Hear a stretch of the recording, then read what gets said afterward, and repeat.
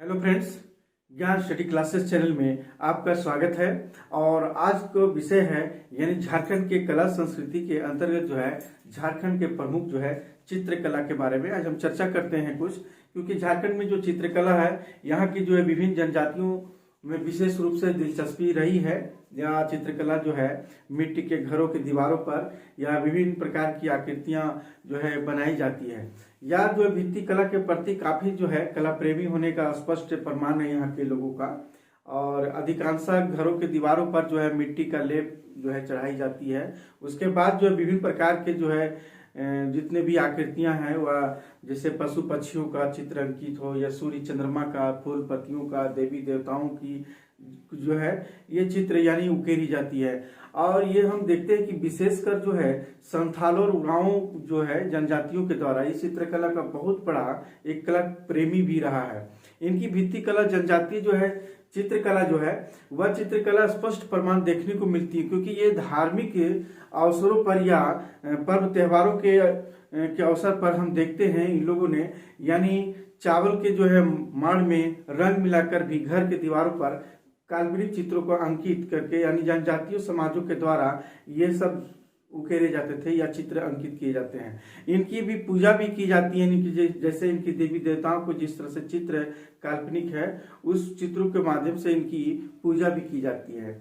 यानी हम देखते हैं कि संथाल जनजातियों में जो है चित्रों को जो है दो क्षेत्रों में विभाजित देखने को हमको मिलती है। क्योंकि एक संथाल का क्षेत्र है, दूसरा हमारा छोटा नागपुर का क्षेत्र है। ये दोनों क्षेत्रों में हम देखते हैं कि बहुत सारी विभिन्नताएं देखने को मिलती है। और यह जो है हम देखते हैं कि सबसे पहले कि छोटा नागपुर की जो भित्ति चित्रकला है वह छोटा नागपुर का आधुनिकता का भाव देखने को मिलती है। लेकिन संथाल परगना का जो भित्ति चित्रों को हम देखते हैं वह बहुत ही प्राचीनता का जो है भाव देखने को मिलता है। उसी तरह हम संथाल जनजातियों में देखते हैं उनकी जो है आकार और उभार की प्रधानता होती है उन चित्रों में। लेकिन छोटा नागपुर में जो है रंग और समतल देखने को मिलती है, यही इसकी विशेषता है। हम देखते हैं कि इस तरह से जो चित्रकला का जो प्रमुख चित्रकला है वो झारखंड में जो है बहुत ही यह प्रसिद्ध है। और हम देखते हैं दूसरा कि सबसे पहले कि ये चित्रकला जो है हम देखते हैं सबसे पहले पहला जो है जादो पटिया चित्रकला। जादो पटिया चित्रकला, ये चित्रकला हम देखते हैं ये झारखंड का सबसे प्रसिद्ध यह जो है जादो पटिया क्या है। ये प्राचीन पटचित्र कथा या लोकचित्र है। यह मुख्य रूप से जो है संथाल का जो संथाल परगना का क्षेत्र में जो है काफी प्रचलित है। यह चित्र एक जाति विशेष यानी जादव के लोक कलाकारों द्वारा ही जो है बनाए जाते हैं। ये जादव समुदाय को जो है यानी संथाली समाज में इन्हें क्या कहा जाता है, पुरोहित का दर्जा प्राप्त है यानी जादव लोग को। पहले इन संथालों की जो उत्पत्ति जो कथा जो था कहानी है पहले राम कथा, कृष्ण लीला, जीवन मरण इत्यादि पर हुआ करता था चित्रों का। लेकिन बाद में हम देखते हैं कि यह इन लोगों के द्वारा पर्व त्योहारों, महाभारत, रामायण का भी जो है चित्रकला का जो है विषय वस्तु के रूप में बनाया। और इस तरह से ये सबसे पहले है क्या है संथाल जनजातियों द्वारा, क्या है संथाल जनजातियों में ये क्या है प्रचलित है। यानी दूसरा हम देखते हैं कि संथाली भाषा में इसको क्या बोलते हैं, यानी संथाली भाषा में यानी जादव को, यानी संथाली भाषा में जो है जादव चित्रकार को कहते हैं। संथाली भाषा में जादव यानी चित्रकार को कहते हैं। और छोटे छोटे टुकड़े यानी कागज के टुकड़े या कागज के यानी कागज या कपड़ों के छोटे छोटे टुकड़े को क्या कहते हैं, यानी पटिया कहते हैं। यानी छोटे छोटे जो टुकड़ा है उसे पटिया कहते हैं। और इसी तरह हम और भी देखते हैं कि इसमें जो है संथाल छोटे छोटे यह चित्रकला जो है काफी प्रसिद्ध है। यानी ये जो है दुमका में प्रचलित है। दुमका जिले, झारखंड के दुमका जिले में ये प्रचलित है ये जादू पटिया। यह जादू पटिया। तो इस तरह से हम देखते हैं दुमका का। इसी तरह हम और भी देखते हैं कि ये जादू पटिया जो है, हम देखते हैं कि इसमें झारखंड के जो है चित्रों में एक इसे जो है क्या नाम है, ललित मोहन राय को जो है कला श्री सम्मान से सम्मानित किया गया है। यानी झारखंड के जो है कला प्रेमी जो थे, यानी ललित मोहन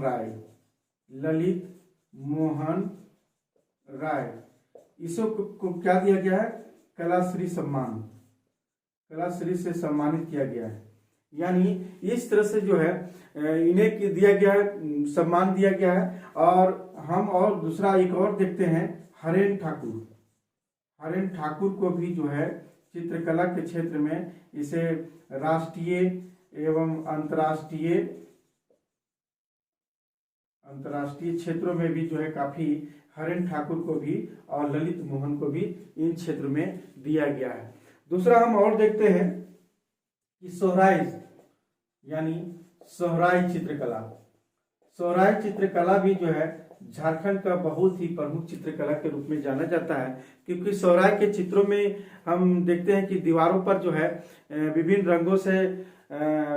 रंगों जैसे हमारा लाल है, कथई रंग है, सफेद है, काले हैं, इस सब से आकृतियां जो है बनाई जाती है। और एक मत के अनुसार जो बताया जाता है कि सोहराई शब्द की उत्पत्ति जो है मुंडारी शब्द से यानी सोहराई से हुई थी, जिसका अर्थ होता है झाड़ नुमा झड़ी, इसका अर्थ होता है। यानी झाड़ नुमा झड़ी जो है, छड़ी जो है, उस छड़ी से क्या, जानवरों को मारना। यानी सोहराई के दिन में हम देखते हैं कि गांव के लोग, हम झारखंड में सोहराई के दिन जब होती है पूजा, यानी सोहराई के दिन गांव के लोग जो है पशुओं को सुबह जो है जंगल की ओर ले जाते हैं और फिर शाम को दोपहर को जो है उनका स्वागत के लिए द्वार पर जो है करते हैं लोग। तो इस तरह सोहराई चित्र को भारत सरकार द्वारा जो है बौद्धिक संपदा का जो है अधिकार भी प्रदान किया गया है सोहराई को। इसके चित्रकारी को जो है जीआई टैग भी दिया गया है। क्या किया है, जीआई टैग भी दिया गया है।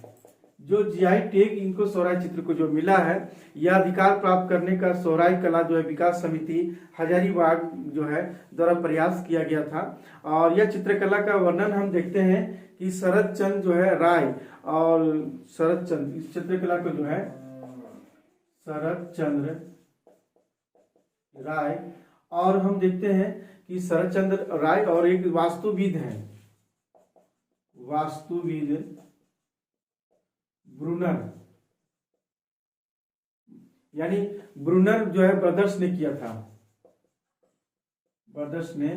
था। तो इस तरह से जो है चित्रकला के क्षेत्र में ये शरद चंद्र राय का और वास्तुविद जो है ब्रूनर जो है ब्रदर्स के द्वारा ने किया था। जीआई टैग जो है इन्हें जो है मिल चुका है। यानी सोहराई चित्र का जो है इसका प्रयोग के रूप में जो है अब दूसरा कोई राज्य नहीं कर सकता है, क्योंकि जीआई टैग मिलने के बाद दूसरा जो है कोई भी राज्य जो है इस कला क्षेत्र में जो है या हस्तक्षेप या कला को जो है प्रयोग नहीं कर सकता है। तो यह जो चित्रकला है, यानी ये सोहराई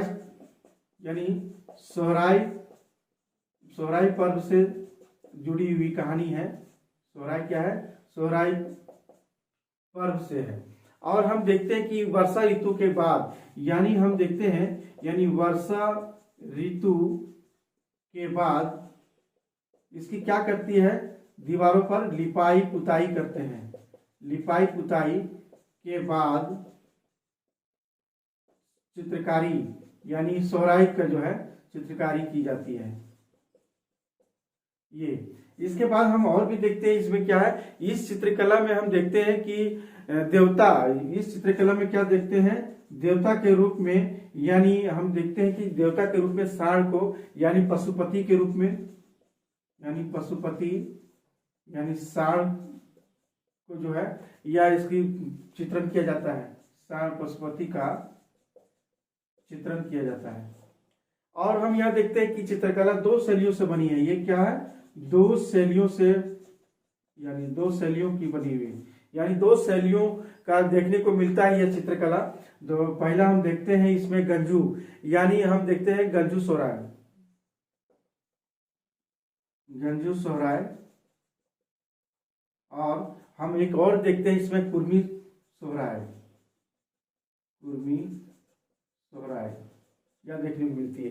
एक और देखते हैं, यह जो चित्रकला है, यानी यह जो चित्रकला है वह हजारीबाग में अत्यंत प्रसिद्ध है, अत्यंत प्रसिद्ध है।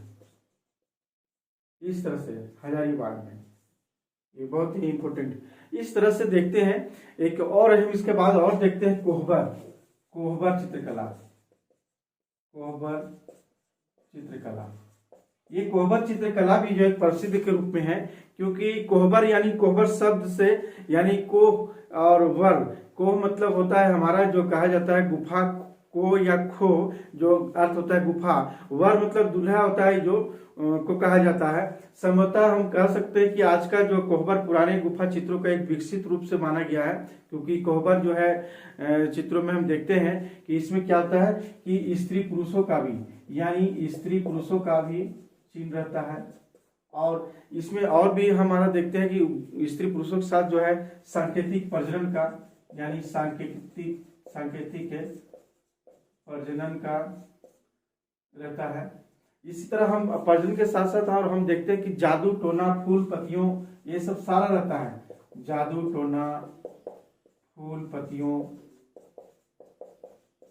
पत्तियों इत्यादि, यानी बहुत सारे इसका चित्रकला बनाया जाता है। क्योंकि ये कोहबर यानी गुफा में विवाहित, कोहबर का अर्थ होता है क्या, यानी कोहबर मतलब होता है विवाहित जोड़ा, यानी कोहबर यानी विवाहित जोड़ा गुफा में। इस तरह से जो है एक और हम देखते हैं कि विशेष रूप से जो है विवाह के अवसर पर की जाती है, यानी विशेष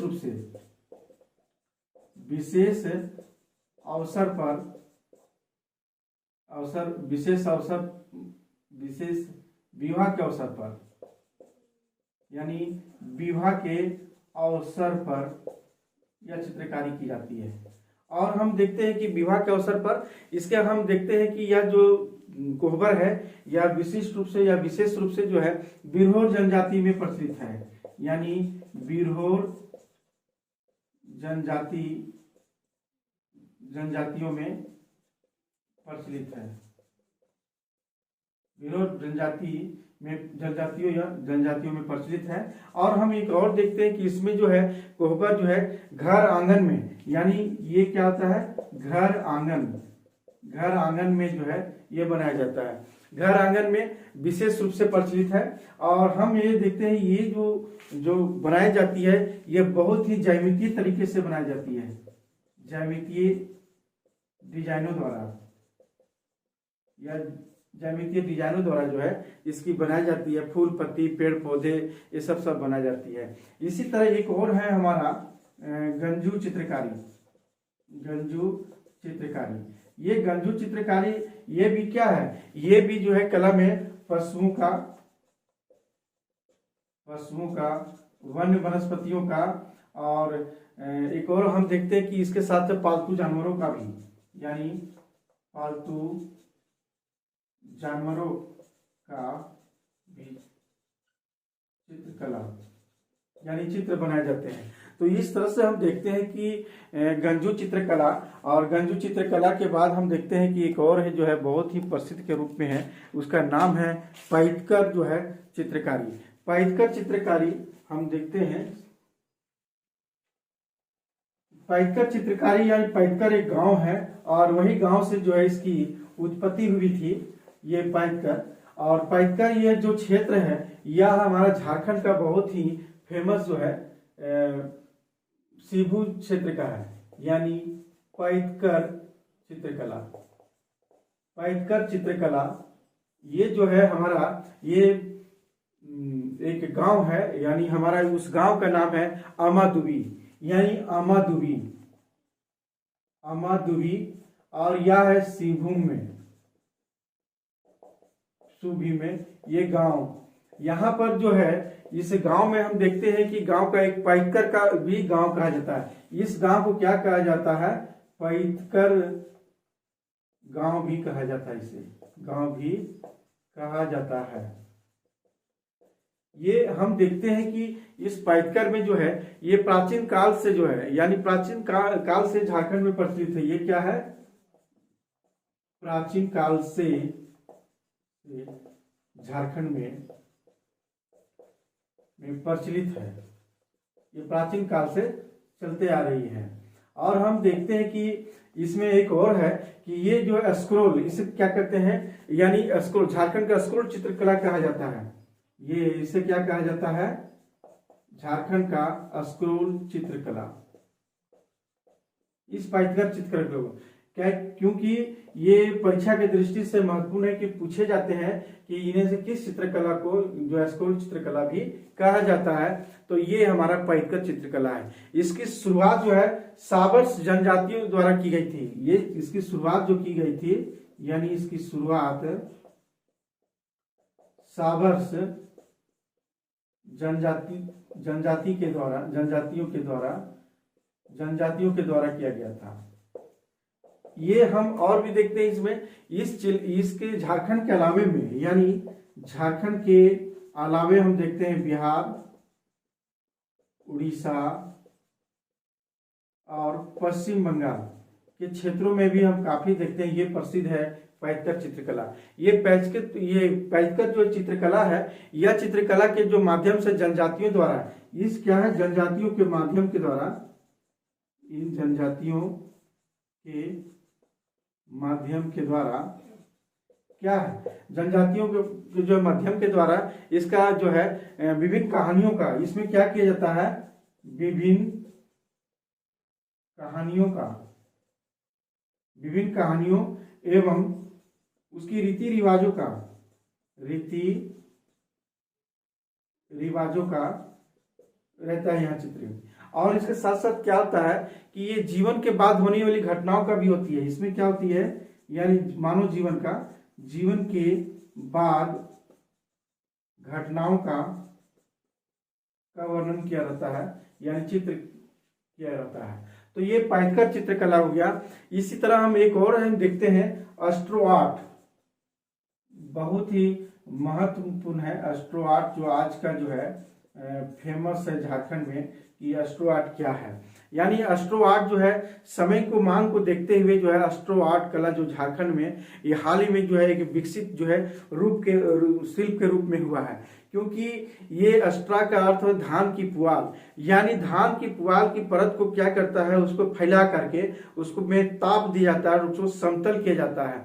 और क्या शिल्पकार क्या करते हैं कि शिल्पकार इसमें जो है एक चित्र बनाता है, इसका प्रारूप बनाता है और उस चित्र को काट करके निकाल देता है। और इस चित्र को हम देखते हैं काली जो पृष्ठभूमि है नीचे की, वो समतल पर जो है चिपकाया जाता है। इसके बाद चित्रों को क्या किया जाता है, फ्रेम में जो है मढ़ दिया जाता है। और इन चित्रों में जो है बहुत सारे हम देखने को मिलते हैं कि जादू पटिया चित्रकला हो गया, कोहबर चित्रकला हो गया, सोहराय चित्रकला, ये सब जितने भी है पारंपरिक जो है चित्रकला की डिजाइने भी जो है धीरे धीरे ये बनना प्रारंभ हो गया। तो ये जो है हमारा झारखंड का आज का जो है ये एस्ट्रो आर्ट जो है बहुत ही प्रसिद्ध के रूप में यह फैल रही है। और आज का जो है क्लास हम यही समाप्त करते हैं।